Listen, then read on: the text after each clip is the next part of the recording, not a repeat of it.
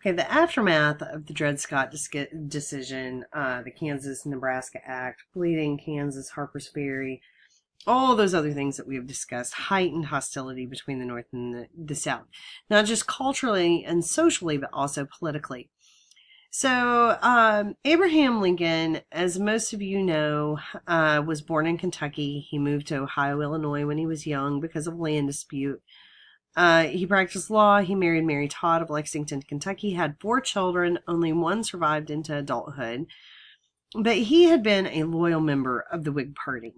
In 1832, he declared loyalty to the party that would aid in economic development.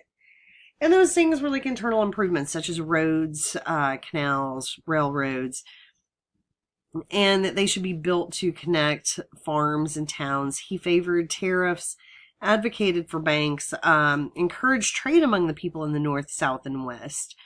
And he was elected 4 terms to the Illinois legislature between 1834 and 1840, and 1 term to Congress. However, after the explosion of the Whig Party in response to the Kansas-Nebraska Act, Lincoln, along with other Northern Whigs, aligned themselves with the Republican Party. And so the Nebraska-Kansas Act really did kind of plummet Lincoln back into politics, where he was a founding member of the Republican Party. He became a leading spokesman in Illinois, and he gave his famous House Divided speech. And this was when he ran for Senate seat against Stephen Douglas. Now, the House Divided is not something that Lincoln himself came up with necessarily. It was originally a metaphor from the Bible, but it had been used by pro-slavery and anti-slavery advocates in recent years. But Lincoln's argument was when the constitutional decision about Dred Scott, Kansas, Nebraska, that those things did not just apply to federal territories, but also to states. He said, in my opinion, it will not cease until a crisis shall have been reached and passed. A house divided against itself cannot stand. I believe this government cannot endure permanently half slave and half free. Lincoln lost that Senate election against Douglas, but those Lincoln-Douglas debates propelled Lincoln into national politics. By the time the election of 1860 came around, Lincoln had started traveling throughout the Midwest, addressing Republican groups, and he stressed themes that had developed in his speeches since 1854. So his name started getting kind of tossed around for election, and in response to that, he said he was flattered and gratified. I must in candor say I do not think myself fit for the presidency. And really, though, he did not have the record that was typical of presidential candidates. I mean, he'd had 1 term in Congress 10 years earlier, had never been governor of Illinois. He hadn't even been a mayor. And his strongest qualifications, though, were his ideas. And his ideas grabbed attention.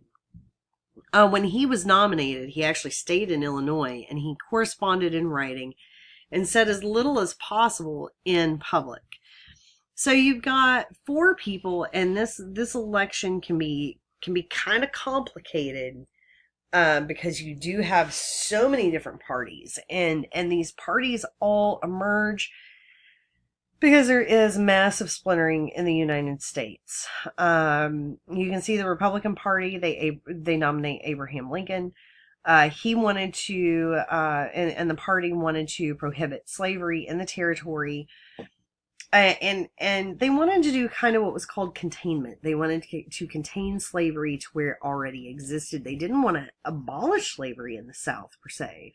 They just wanted to contain it. They didn't want it to go any further at all. Stephen Douglas was obviously probably his biggest opponent in this. And Douglas opposed federal slave code in the territories. He proposed the idea of popular sovereignty. You also see a group emerge, which was called the Constitutional Union Party. And it was not on adopting a platform and confronting slavery, but merely to only recognize the Constitution. So whatever the Constitution said, that's what they were going to do. They just wanted to avoid the slavery issue in general and keep the country united. That was their main goal. And then also you see where John Breckinridge runs. He's also a Democrat and of Kentucky. And what this is those Southern Democrats. So basically Douglas is kind of a Northern Democrat. Breckinridge is a Southern Democrat, and they don't like Douglas's opposition of slave code. And so you also see John Breckinridge come up, who supported a federal slave code in the territories, and he also supported popular sovereignty. So there's massive splintering in the United States. Lincoln took about 40% of the popular vote and 180 electoral votes. And there was an immediate reaction to Lincoln's victory.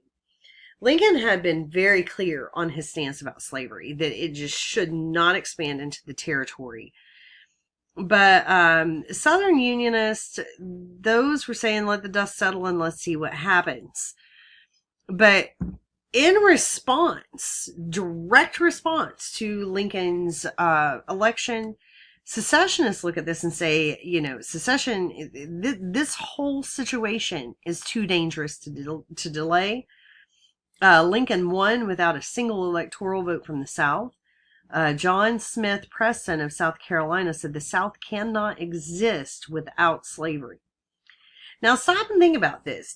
Lincoln did not ever denounce slavery. I mean, did he actually denounce slavery in the South? Did he say that the South should be free leading up to this? No, he just stated that it should not expand any further. So fear is absolutely as responsible for the Civil War as anything. South Carolina seceded from the Union December 20th, 1860. By February 1861, 6 other states had seceded, and they formed the Confederate States of America, which initially included South Carolina, Georgia, Florida, Alabama, Mississippi, Louisiana, and Texas. They elected Jefferson Davis as their president, Alexander Stephens as their vice president, and on March 1861, Stephens says, "The great truth that the Negro is not equal to the white man, that slavery, subordination to the superior race, is his natural and moral condition." So, slavery and the Civil War, slavery and civil rights, based off of the documents that we have that come up in the cessation records, cannot be separated. And I want you to think about that, especially as you look at your document analysis worksheet for this week, because you are going to be reading about one of the cessation papers from one of the states. So, but honestly, it comes down to really fear and conspiracy theories that drove the South to secede from the Union. Lincoln never intended to free the slaves in the South. He did intend to protect free states and the territories. So you really see where some issues come up. Lincoln had, and Lincoln doesn't even free the slaves until he feels that he has no further option in the South. And we will look at that more next week. But for this week, I really want you to stop and think what Lincoln's goals were. Lincoln immediately is faced with pretty much the worst crisis in U.S. history, which is a disunion. And it occurred primarily because he was elected. By the time he gives his inaugural address, and keep in mind, they secede before he is ever even inaugurated as president. In his inaugural address, even, he's trying really hard to prevent the Upper South from seceding. Those areas like North Carolina, Virginia, Maryland, Delaware, Kentucky, Tennessee, all those areas he's trying to keep from seceding. And he also wants to reassure the Lower South that slavery is not going to be abolished. He says, I am loath to close. We are not enemies, but friends. We must not be enemies. Though passion may have strained, it must not break our bonds of affection. No matter what, Lincoln consistently viewed himself as the president of the entire United States, including those states that seceded, and declared secession as an international rebellion and insurrection against the laws and the Constitution of the United States. And this is that moment where I want you to think back and think about, how did Washington handle that situation with the Whiskey Rebellion? All of these pieces add up and set precedents. And so Lincoln does not want to send an army into the South. He thought, honestly, that the majority of Southern citizens did not support the Confederacy. And he originally claimed that hundreds of thousands of white Southerners remained loyal to the Union. He continued to affirm that their constitutional rights included their rights to own slaves, and that those rights would be protected. And he hoped to awaken what he thought was going to be the sleeping giant of Southern Unionism. He thought that he wasn't even going to have to send the military in, because he thought those in the South who remained loyal to the Union would rise up against the Confederacy. So there's a lot of things that kick this off. The opening of the war begins with Fort Sumter between April 2nd to 3rd. And this is a tiny little island at the entrance to Charleston Harbor. This was technically located in the South, but it was very symbolic to the North and the South. To the North, it represented federal control over the states, keeping in mind that the only way the federal government can have any power is if the states have given it to them, and that is strictly laid out there in the Constitution. And the Confederates fired the first shots of the war on the fort. Things did not go very well for the Union. Lincoln called for volunteers to suppress the rebels, and in response to this, we see where 4 more states leave the Union, and those being Tennessee, Arkansas, North Carolina, and Virginia. Lincoln felt that it was necessary to suppress the insurrection to prevent the Confederacy from achieving its goal of independence. But now they had already declared independence.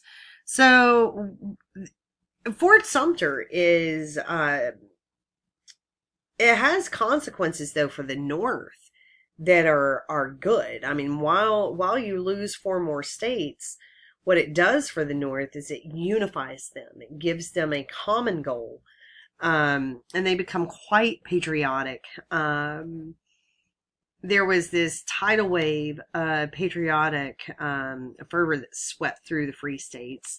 It propelled men to volunteer to defend the nation and fight the rebels. Lincoln called for 75,000 militia.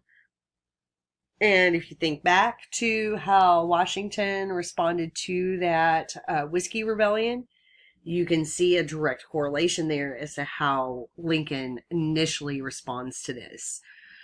42,000 volunteers were needed to serve for 3 years. By calling these troops, though, Lincoln exercised the presidential powers, and these were explicitly authorized by the Constitution for him to do.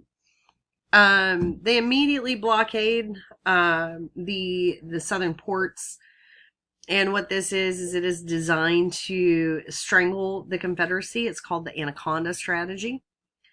And it greatly reduced the Confederacy's access to supplies from abroad and the ability to raise funds to sell cotton in foreign markets. And they had to secure Washington, D.C.